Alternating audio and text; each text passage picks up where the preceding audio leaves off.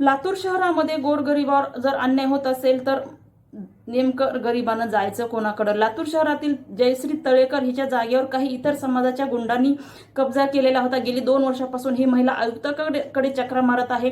जिल्हाधिकारी मॅडमनं सुद्धा आदेश काढलेले आहेत की ती जागा त्या महिलेच्या ताब्यात देण्यात यावी. न्यायालयानं सुद्धा आदेश दिलेला आहे. पोलीस प्रशासनाला सुद्धा आदेश दिलेले आहेत की ती जागा त्या महिलेची आहे, तिच्या ताब्यात देण्यात यावी. पण आयुक्ताला कसल्याही प्रकारचा फरक पडत नाही.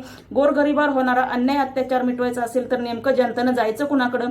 एवढ्या मोठ्या पद अधिकाऱ्याचे आदेश सुद्धा आयुक्त फेटाळत आहे. म्हणजे त्यांचे आदेश म्हणजे आयुक्ताच्या पायाखाली रेंगाळत आहेत. तर जनताचे लातूरमधले काय हाल होत असतील जर जयश्री तळेकर यांची जागा त्यांच्या ताब्यात तात्काळ नाही देण्यात आली. तर मनपा आयुक्तानं या गोष्टीची खबरदारी घ्यायची आहे की येत्या काही दिवसामध्ये महानगरपालिकेमध्ये धरणे आंदोलन करण्याचा इशारा मी स्वतः देत आहे.